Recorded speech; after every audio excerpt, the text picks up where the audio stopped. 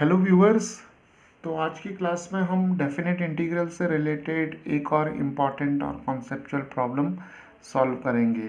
Right, तो यहाँ पर जो हमें प्रॉब्लम दी हुई है, इस प्रॉब्लम को हम मेथड ऑफ सब्स्टिट्यूशन से सॉल्व करेंगे।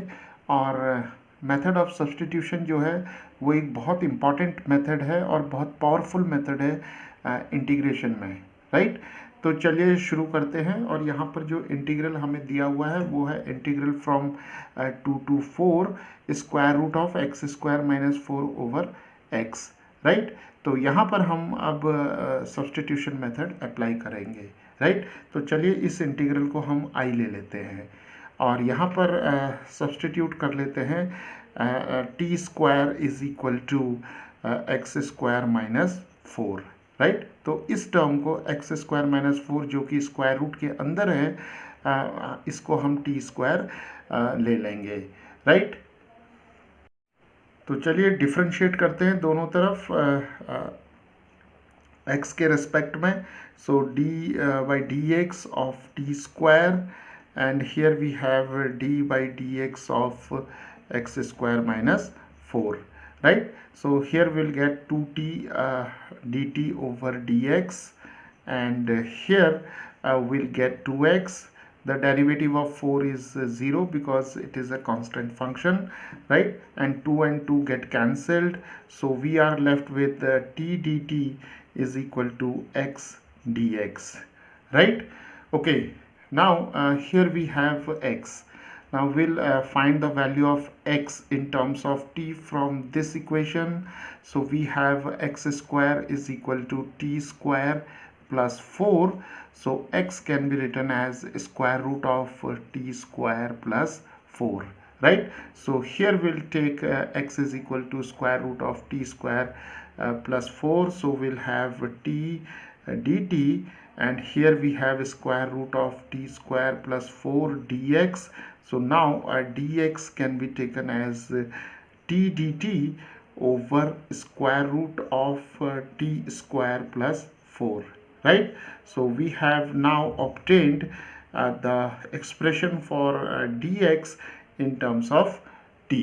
Right, now let us change the limits accordingly. So here we see that the limits vary from x is equal to 2 to x is equal to 4. Right, तो यहाँ पर x की value 2 है, तो जब x की value 2 होगी तो देखिए टी स्क्वायर की वैल्यू क्या आ जाएगी। यहाँ पर x की वैल्यू 2 रखेंगे तो ये आ जाएगी 2 square minus 4, and that is 4 minus 4 0. So t is equal to 0. Right, and when x is equal to 4 here, we'll get t square is equal to 4 square minus 4, and that is 16 minus 4 12, and t can be written as square root of 12, and that is 2 times 2 times 3. So we have 2 root 3. Right, so when x varies from 2 to 4, t varies from 0 to 2 times of square root of 3. तो चलिए अब इस integral आई को हम t के terms में लिखते हैं। तो अब हम लिख सकते हैं इसको 0 to 2 root 3, and for square root of x square minus 4 we can write simply t, and for x we can write square root of t square plus 4, and for dx we can write t dt over square root of t square plus 4. Right, तो चलिए अब हमारे पास ये integral आ गया है यहाँ पर, और हमारे पास लिमिट्स है 0 to 2 root 3. Square root of x square minus 4 की जगह हमने यहाँ पर लिख लिया है t, और x की जगह हमने रखा square root of t square plus 4, and dx की जगह t dt over square root of t square plus 4. Right, तो अब हम इसे थोड़ा सिंप्लीफाई कर लेते हैं। तो ये हो गया 0 to 2 root 3, और तो 0 से 2 root 3, और यहाँ पर t स्क्वायर आ जाएगा हमारे पास, और डिनोमिनेटर में हमारे पास हो जाएगा ये स्क्वायर रूट और स्क्वायर रूट, दो स्क्वायर रूट्स हैं यहाँ पर, तो ये सिंपली हो जाएगा टी स्क्वायर प्लस 4, राइट। तो अब हमारे पास ये इंटीग्रल आ गया है I, and we have to solve this integral. तो इस इंटीग्रल को सॉल्व करने के लिए हमें क्या करना होगा, देखिए हम लिख सकते हैं इस इंटीग्रल को 0 to 2√3, और टी स्क्वायर को अब हम इस तरीके से एक्सप्रेस कर सकते हैं, t square plus 4 minus 4, right. And denominator में हमारे पास आ जाएगा टी स्क्वायर प्लस 4, और यहाँ पर आ जाएगा हमारे पास डी टी, राइट। तो देखिए टी स्क्वायर को हमने एक्सप्रेस किया टी स्क्वायर प्लस 4 माइनस 4, और हम इंटीग्रल को यहाँ से ब्रेक कर देंगे, राइट। तो देखिए 4 एंड 4 कैंसिल हो जाएगा, तो हमारे पास वापस टी स्क्वायर हमें मिल जाएगा।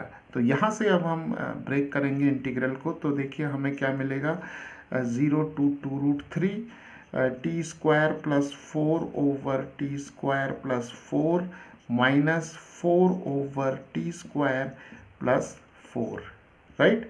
तो अब हमारे पास ये इंटीग्रल आ जाएगा। तो यहाँ पर टी स्क्वायर प्लस 4 और टी स्क्वायर प्लस 4 कैंसिल हो जाएंगे, तो हमें मिल जाएगा 0 to 2√3, और यहाँ पर आ जाएगा 1, यहाँ कैंसिल हो जाएंगे ये टर्म्स, माइनस, और हमें मिल जाएगा 4 over T square plus 2 square D T, right. तो इस 4 को हम 2 स्क्वायर लिख सकते हैं।